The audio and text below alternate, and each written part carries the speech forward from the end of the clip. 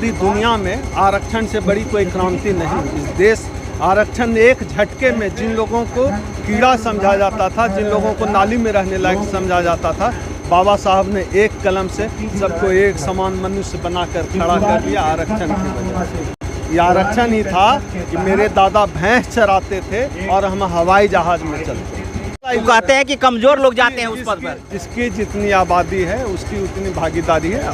अगर कमजोर यह काम करता है, पहले इस देश का ब्राह्मण जाके गटर साफ करे, कुदाल चलाए, नाई का काम करे, गाय का दूध दूहने का काम करे, सर पर टोकरी उठाकर मजदूरी करे, रिक्शा चलाए, तब समझ में आएगा कौन मजबूत काम होता है, कौन कमजोर होता है। ये ठगने का काम करना है। आरक्षण कोई आर्थिक जन जागरण का कार्यक्रम नहीं है।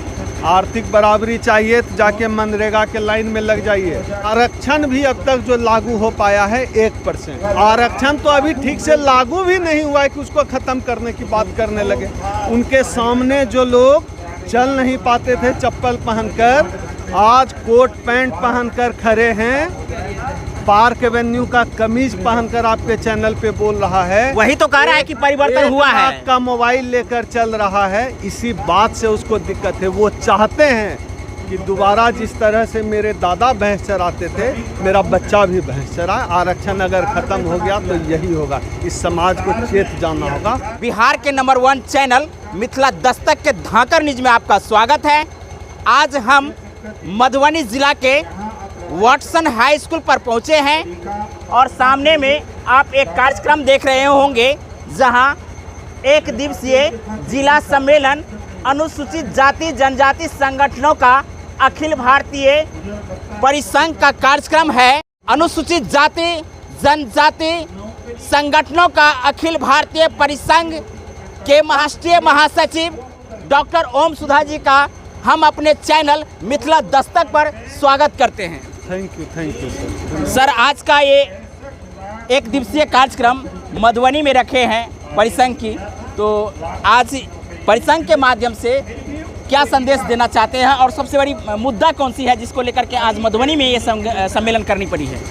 असल में पूरे देश में अभी देश बेचने का खेल चल रहा है। लोगों को डर दिखाया जा रहा है कि हिंदू खतरे में है, कोई कहता है मुसलमान खतरे में है। लेकिन हम कहना चाहते हैं न हिंदू खतरे में है न मुसलमान खतरे में है। इस देश का संविधान खतरे में, इस देश का लोकतंत्र खतरे में। अभी जो इस देश की सत्ता में काबिज है मोदी जी की सरकार, वो असल में मोदी जी की सरकार नहीं है, भागवत जी की सरकार है, जिनको इस देश के दलितों पिछड़ों के आरक्षण से दिक्कत है, हमारे आरक्षण से दिक्कत है। अखिल भारतीय परिसंघ 1997 से लेकर 2022 तक आज तक आरक्षण बचाने की लड़ाई लड़ता रहा है। उसी लड़ाई के अंतर्गत हम लोग पूरे देश में कोविड काल में हम लोग कन्वेंशन नहीं कर पाए थे। पूरे देश में हम लोग आरक्षण बचाने के लिए और निजीकरण के खिलाफ मुहिम छेड़े हुए हैं। लगातार अभी पिछले हफ्ते हम लोग दूसरे राज्य में थे, कोलकाता में थे, पश्चिम बंगाल में, उसके पहले भोपाल में थे, फिर अभी 7 को 8 को छत्तीसगढ़ में है, जम्मू कश्मीर। पूरे देश में परिसंघ का यह कार्यक्रम आरक्षण बचाने का आंदोलन चल रहा है। उसी कड़ी में बिहार के मधुबनी में यह कार्यक्रम आयोजित की गई, जहां हमारे जिला अध्यक्ष विजय शंकर पासवान जी और हमारे प्रदेश अध्यक्ष परिसंघ के प्रोफेसर शशिकांत जी और हमारे जो यहाँ संगठन के और भी पदाधिकारी हैं, जिला के पदाधिकारी हैं, ब्लॉक के पदाधिकारी हैं, प्रदेश के पदाधिकारी हैं, उन सब के सहयोग से, बिहार चूँकि क्रांति की भूमि रही है, उन सब के सहयोग से जो क्रांति का बिगुल है आरक्षण बचाने का, निजीकरण के खिलाफ जो संघर्ष का बिगुल है, वो हमने बिहार में मधुबनी से फूंकने का काम किया। अब बिहार में मधुबनी से शुरुआत हुई है तो हम लोग जिलावार यह कार्यक्रम करेंगे, क्योंकि आज की तारीख में सरकार ने यह माहौल बना दिया है कि जो सच की बात करेगा, जो आरक्षण बचाने की बात करेगा, सबको देशद्रोही बता देगा। ऐसे में हमारे संगठन ने, हमारे राष्ट्रीय अध्यक्ष डॉक्टर उदित राज ने, हम सब ने हिम्मत की, हम सब ताकत दिखाना चाहते हैं कि इस देश में जो अंबेडकर को मानने वाले लोग हैं, वो मनु को मानने वाले लोगों से डरने वाले, हारने वाले नहीं हैं। हम लोग माता सावित्रीबाई फुले को मानने वाले लोग हैं, जिनके साड़ी पर गोबर फेंक दिया जाता था, फिर भी वो साड़ी बदल के पढ़ाने जाते थे। उस डॉक्टर अंबेडकर के हम बच्चे हैं जिनको स्कूल में पढ़ने नहीं दिया जाता था, उनको घड़े का पानी नहीं दिया जाता था, किराए पर घर नहीं मिलता था, सार्वजनिक जगह पर पानी नहीं पीने दिया जाता था। तो संघर्ष की परंपरा वहाँ से चली है। वहाँ से हम लोगों ने सब कुछ छीन कर हासिल किया है आरक्षण के रूप में। और आज जब वह खतरे में है तो हम उनकी औलाद, हम आरक्षण को ख़त्म होने नहीं देंगे। परिसंघ प्रतिबद्ध है, चाहे हमें जान देनी पड़े, चाहे जिस भी हालत में जाना पड़े, हम संघर्ष के हर एजेंडे पर लड़ने के लिए तैयार हैं। लड़ाई और संघर्ष ही हमारा आधार है। हम संवैधानिक तरीके से लड़ते हुए, संवैधानिक आधार पर लड़ते हुए, हम लोकतंत्र और देश बचाने की लड़ाई भी, आरक्षण बचाने की लड़ाई के साथ साथ पूरे देश में लड़ रहे हैं। क्यों ऐसा लग रहा है सर कि आरक्षण खतरे में है, संविधान खतरे में है, और इस बात को आप लोगों तक पहुंचाना चाहते हैं? क्योंकि आप देख लीजिए सरकार की क्या नीति है। मोदी को रात को सपना आता है, सुबह BSNL बिक गया, रात को सपना आया, सुबह भेल बिक गया, गेल बिक गया, एयरपोर्ट बिक गया। देश मोदी के बाप का नहीं है ना, देश मोहन भागवत के बाप का तो है नहीं, देश तो हम लोगों के बाप दादाओं का है। इस देश में जितने भी सरकारी उपक्रम हैं, चाहे रेल हो, भेल हो, गेल हो, एयरपोर्ट, किसका खून पसीना लगा है उसको बनाने में, किसके खून पसीने की कमाई लगी है? जाहिर सी बात है उन लोगों का खून पसीना नहीं लगा है जो उस समय सावरकर बनकर अंग्रेजों से माफ़ी मांग रहे थे, दलाली कर रहे थे। उन्होंने देश नहीं बनाया, इस देश को बनाया। इस देश में रहने वाले दलितों, पिछड़ों, आदिवासियों, अल्पसंख्यक, हम सब ने मिलकर देश को बनाया।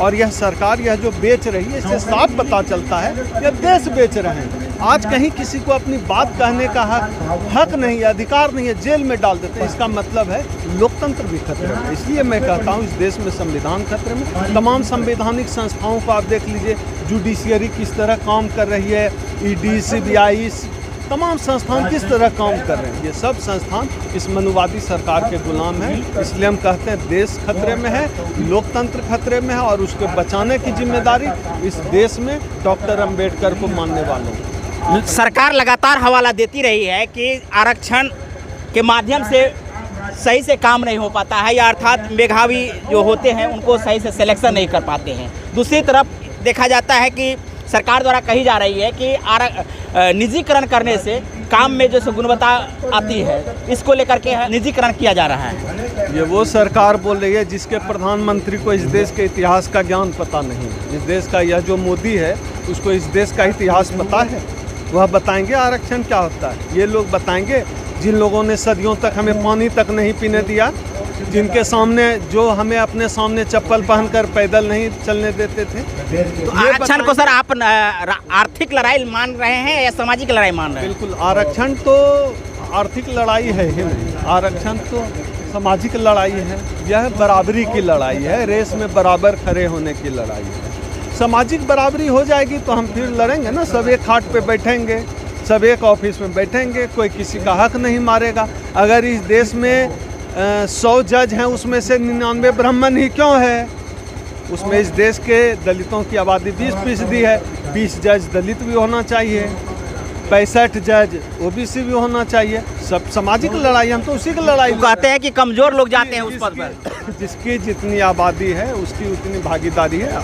अगर कमजोर यह काम करता है, पहले इस देश का ब्राह्मण जाके गटर साफ करे, कुदाल चलाए, नाई का काम करे, गाय का दूध दूहने का काम करे, सर पर टोकरी उठाकर मजदूरी करे, रिक्शा चलाए, तब समझ में आएगा कौन मजबूत काम होता है, कौन कमजोर होता है। ये ठगने का काम करना है। आरक्षण कोई आर्थिक जन जागरण का कार्यक्रम नहीं है।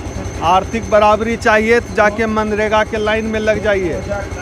आरक्षण सामाजिक भागीदारी की लड़ाई है।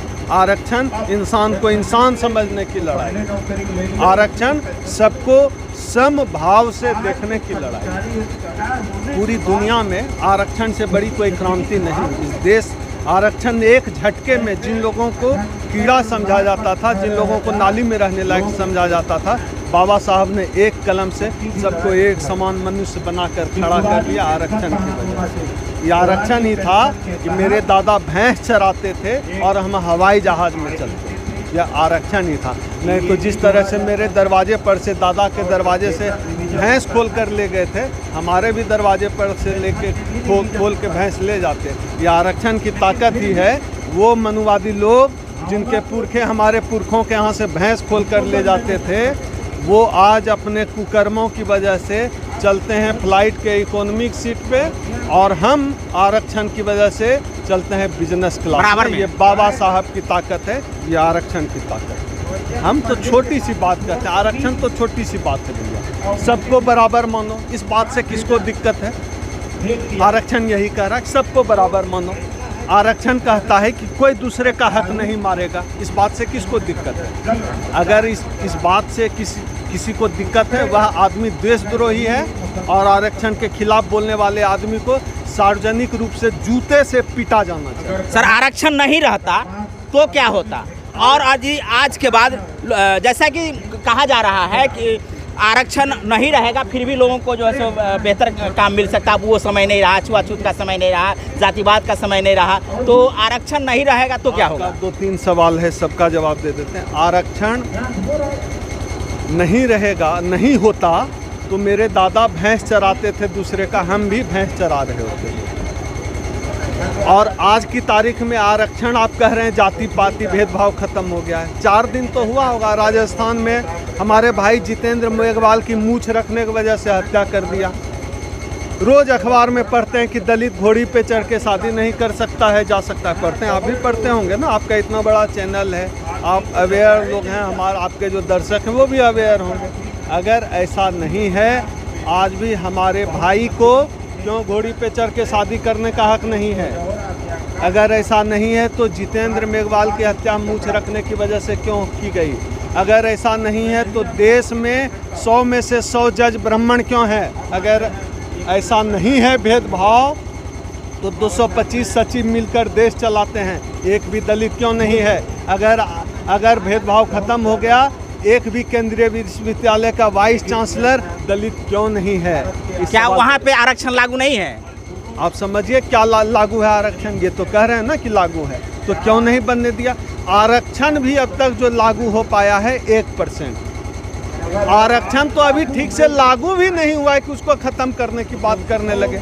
उनके सामने जो लोग चल नहीं पाते थे चप्पल पहनकर, आज कोट पैंट पहनकर खड़े हैं, पार्क एवेन्यू का कमीज पहनकर आपके चैनल पे बोल रहा है। वही तो कह रहा है कि परिवर्तन हुआ है। का मोबाइल लेकर चल रहा है, इसी बात से उसको दिक्कत है। वो चाहते हैं कि दोबारा जिस तरह से मेरे दादा भैंस चराते थे, मेरा बच्चा भी भैंस चराए। आरक्षण अगर ख़त्म हो गया तो यही होगा। इस समाज को चेत जाना होगा और यह समाज चेत गया है। यह समाज इस लड़ाई को लड़ेगा और हमारा संगठन अखिल भारतीय परिसंघ, हमारे राष्ट्रीय अध्यक्ष डॉक्टर उदित राज जी के नेतृत्व में, बिहार में शशिकांत प्रसाद के नेतृत्व में और मधुबनी में डॉक्टर विजय शंकर पासवान जी के नेतृत्व में इस आरक्षण बचाने की लड़ाई को लड़ेगा। 2002 में पूर्व राष्ट्रपति KR नारायणन जी कहे थे कि निजी क्षेत्र में भी आरक्षण की शुरुआत अब हो जानी चाहिए।